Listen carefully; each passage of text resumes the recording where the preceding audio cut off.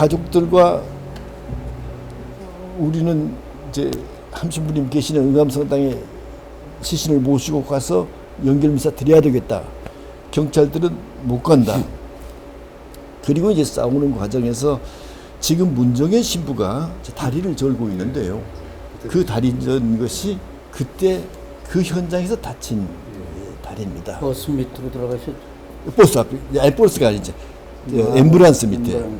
그게 참 재밌는 일입니다만은 제 아내도 그 현장에 저도 있었고 제 아내도 있었는데 그 문정현 신부한테 제 아내가 이제 껌을 씹던 껌을 갖다가 주워가지고는 그 저 앰뷸런스 자동차 그 키 구멍에다가 다 집어넣어 버렸어요. 이게 앰뷸런스가 움직일 수가 없잖아요. 그리고 이제 신문지 같은 걸 몰아가지고 그 배기통에다가 다 하고 그러니까 나중에 결국 그 크레인 차가 와가지고 그 앰뷸런스를 들고 갔습니다. 그때 이제 문정현 신부가 그 앞에 누웠다가 다친 다리 그것이 이제 평생을 절룩거리면서 살아야 하는 이제 그런 부상을 입으신 그런 연고입니다. 그리고 이제 참 아까 김종철 사장이 말씀을 했습니다만 시노트 신부님 참 거기서 치열하게 싸웠죠. 예, 치열하게 싸웠고 지금도 오글 목사님도 그때 계셨죠. 오글 추방당해서 웃었고 거기서 진짜 이제 용감했던 분이 형제는 용감하였다고 내가 이름을 붙였는데 그게 문익환, 문동환 형제가 이 양반들이 호라호라 소리를 지르면서 그냥 투쟁을 하고 김상균 목사는 원래 작은 분이니까는 이제 형사가 몽땅 들어서 가지고 가는 걸 또 가서 뺏어오고 뭐 이제 이런 참 지금은 상상할 수 없는 그런 투쟁을 그 시신을 놓고 그런데 결국 앰뷸런스를 크레인 차가 와서 들고 가서 그냥 뺏겨버리고만 이제 그런 연고가 있습니다. 그때 함신부님은 이제 그 성암동 성당 주임님이셔서 그로 가려고 그렇게 했던 이제 그런. 함신부님. 네, 저는 그 앞에 부분 조금 이렇게 스쳐간 부분을 이제 보완해드리고 싶은데 74년 이제 동아 자유언론 선언 이후에 이제 그 중간 광고 탄압 전에 11월 중순에 이제 민주회복 국민회의가 이제 창립이 되었어요. 그래서 이제 함석헌 선생님, 또 이병림 변호사님, 또 김대중 전 대통령 이런 많은 정치인들, 종교인들, 학계 모든 분들이 근데 그 부분이 숫자는 뭐 71명에 불과했지만 전체를 포괄하니까 또 정치적으로 상당히 큰 힘을 발휘했는데 그때 이제 변호사님들이 앞장을 쓰셨는데 변호사님들도 다 연행해 가니까 아무래도 종교인인 제가 좀 앞장서는 게 좋겠다 그래서 저를 대변인으로 정해 주셨어요.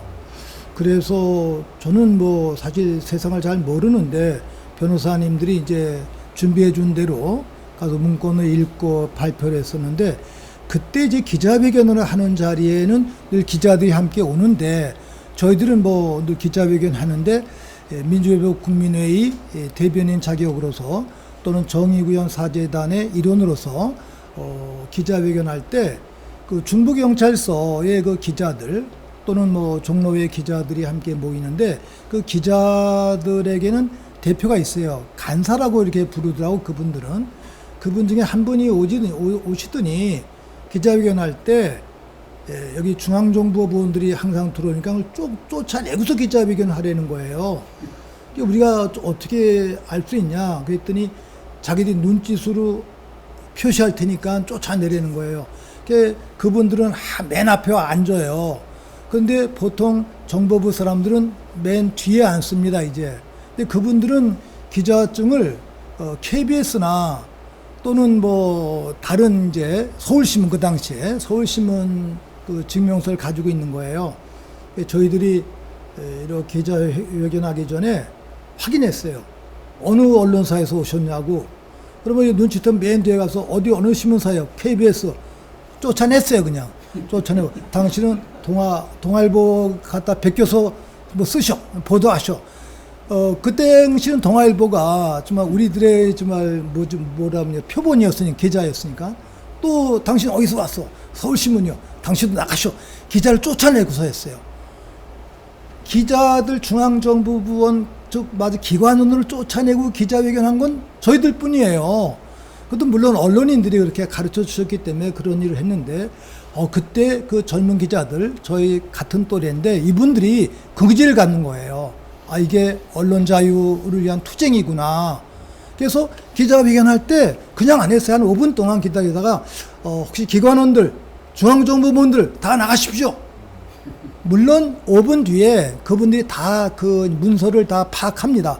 그래도 기자회견 현장에는 우리가 못 들어오게 했어요. 쫓아냈습니다. 그게 이제 기자들의 자유언론 정신, 또 저희들 종교인들이 언론 자유를 지켰던 뭐 아름다운 또는 자랑스러운 추억이라는 점 말씀을 드리고, 오글 목사님이 그해 12월 달에 이게 추방당하셨는데, 추방당하시니까 또 우리 가톨릭 그 신문사 서울 그 주간이 기자회견을 하라는 거예요. 근데 저희들이 초대했기 때문에 그 당시 기자들에게 택시비, 촌지를 이렇게 드려야 된대요. 뭐 어떡하는 거예요? 그랬더니 그 당시에 택시비 그냥 봉투에 한 2,000원씩 넣어서 드리면 됩니다. 그래요. 그래서 중부경찰서의 기자들이니까 2,000원씩 봉투에 한 20장 넣어가지고 우리 명동성당 그 주교관에서 기자회견하고 다 나눠드렸어요. 그랬더니 1시간 반 뒤에 그 대표 기자 간사가 다시 찾아오신 거예요. 우리는 이게 무슨 문건인 줄 알고 받아갔는데 가보니 돈이더라.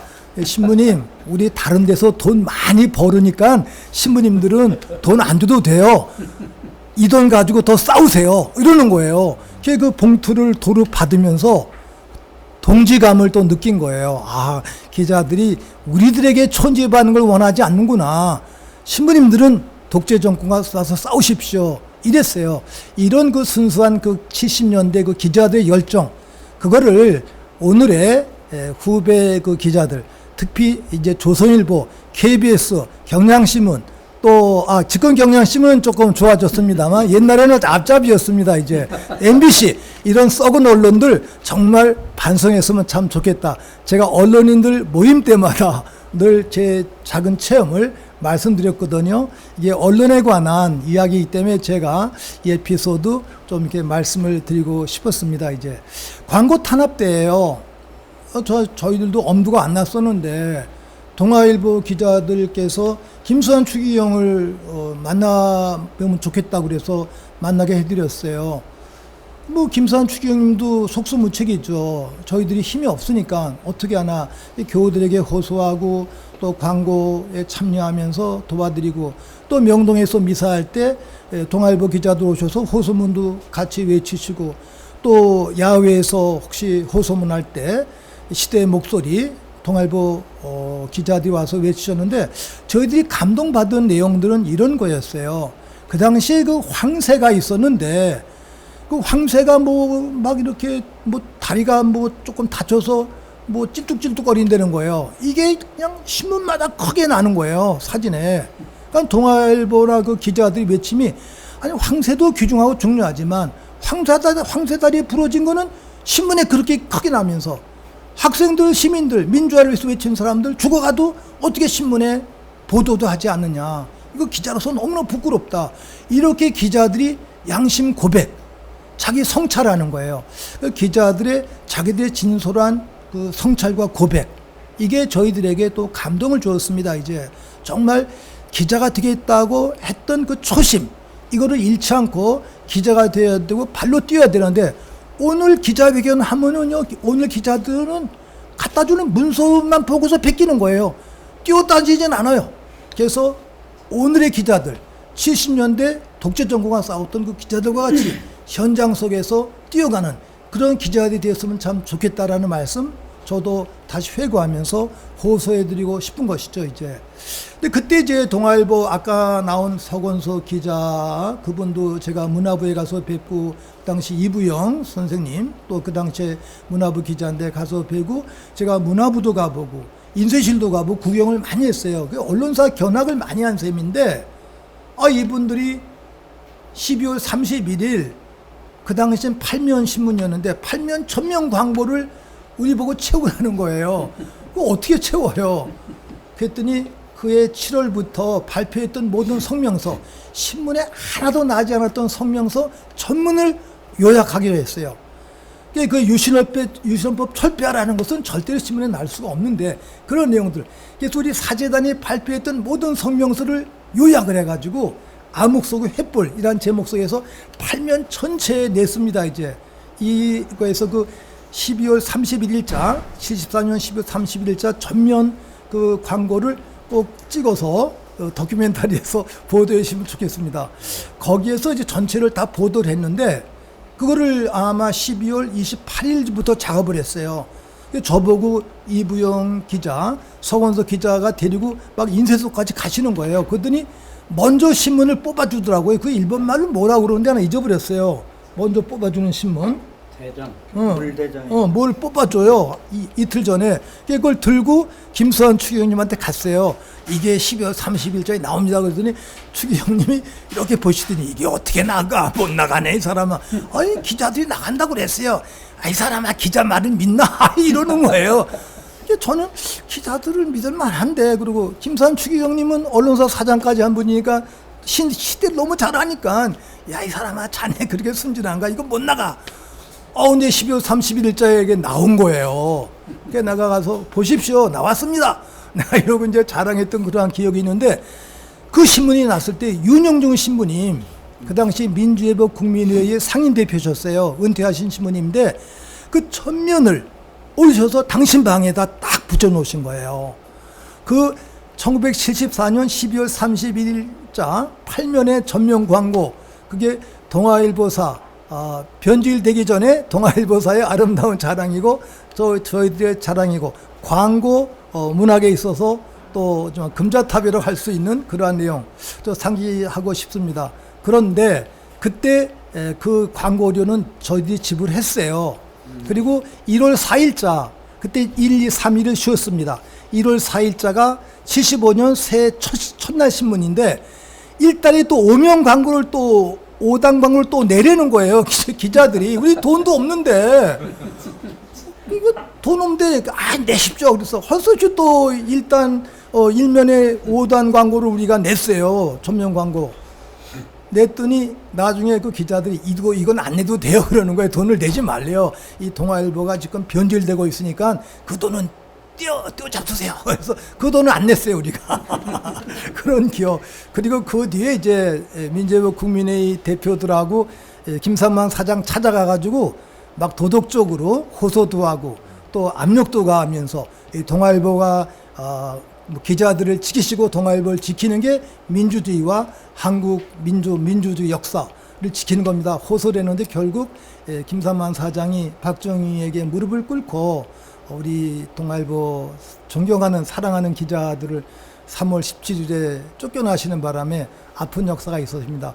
그 앞에 이야기 저와 관련된 내용도 있지만 이 부분을 조금 말씀드리고 싶었고, 두 번째는 이제 인혁당에 관한 내용들. 저희들은 74년 10월부터 연희동 기도회 때부터 그 가족들과 변호사님들을 만나서 간헐적으로 호소를 했습니다. 인혁당 문제가 있다, 조작이다. 또 아까 나온 그 오글 목사님께서 증언해 주신 내용들, 또 선교사 신부님들이 주신 자료들 가지고 여러 차례 자료를 발표를 했는데 그건 사실 무섭기도 하고 조심스러워서 직접적인 검증을 많이 못했어요. 근데 우리가 인혁당 진상조사위원회를 만들면서 75년 1월 달에 발표를 했는데 그 위원장을 신호토 신부님 보고 하라고 그랬어요. 그분은 미국 신부님이니까 뭐 잡혀갈 것 같지도 않고 잡혀가도 뭐 쫓겨나면 되니까 우리가 신호토 신부님한테 이건 우리가 좀 힘드니까 신부님이 좀 앞장서셔. 당신이 하겠다고 그래서 신호토 신부님을 진상조사위원장으로 하고 전체적인 내용 인혁당 2차 인혁당 64년 65년에 조작된 사건에서부터 2차 인혁당 사건 74년에 재건이 사건의 조작 과정 또 법정 뭐 진수의 조작이라든지 가족들에게 약먹이고 고문하고 했던 그 모든 내용들을 총괄해서 발표했던 그러한 내용들이 있습니다. 이제 저희들은 박정희가 그분들을 그렇게 목숨을 빼앗으리라 생각은 못했어요. 그리고 김산 추기경님께서도 염려하셨지만 박정희가 어떻게 자기와 같이 활동했던 사람들인데 원래 박정희가 뭐 남로당원들이고 대구에서 같이 활동했기 때문에 너무 잘 알았대요. 그래도 이분들의 목숨을 빼앗지는 않을 것이다. 위협적일 것이다 하면 생각을 했는데 4월 8일 언도하고 9일에 집행을 했잖아요. 가족들이 지금도 만나면은 저희들한테 원망하는 거예요. 특히 그 우홍선 씨 부인 강순희 씨가 신부님 그때 뭐라고 그랬어요? 우리 남편들 못 죽인다고 그랬죠. 신부님을 책임지셔. 이러고 지금도 항의해. 지금 만나도. 그래서 그게 가슴이 아파요. 그리고 그분들 사형당하신 다음 날 저희들도 아픔을 표시하는 추모 성명을 발표했는데 그게 또 국가보안법 위반이라고 그래가지고 우리 4월 10일 날 새벽에 다 또 끌려갔었어요. 중앙정부 5국으로. 모두 6국은 정치 담당이기 때문에 조금 이렇게 그래도 인간적이었는데 5국은 정말 아주 잔인하더라고요. 가자마자 막 그냥 옷 다 갈아입히고요. 막 욕하고 그냥 말끝마다 욕이에요. 야, 이럴 수가 있나. 쳐다보면 쳐다본다고 또 욕을 하고 또 안 쳐다보면 안 쳐다보면 또 욕을 하고 또 물을 마시래요. 안 마셨어요. 왜냐하면 인혁당 가족들 데려다가 거기다 막 약을 넣었다는 말을 들은 게 있어가지고 물을 안 마시니까 약 안 탔어요. 마시셔. 그래서 내가 마시고 안 마시고 내 자유지. 이건 물도 막 강제로 마시라고 그러셔. 이러고 이제 지냈는데 그렇게 욕을 하다가 저녁 때가 되면 또 아주 저녁상을 잘 차려줘요. 술도 주고 막 웃고 농담을 해요. 그래서 안 먹는다고 그랬더니 또 안 먹는다고 욕을 해요. 여보셔. 이렇게 욕을 하고 사람 모멸 주고 밥 주고 술 주고 이거 어떻게 인간적인 거예요. 이렇게 또 항변하면 또 뭐 그런 거 가지고 그러셔 또 이러는 거예요. 그래서 이 사람들은 참 사람이 아니구나 이런 생각을 했는데 조금 후에 전화가 하나 오는 거예요.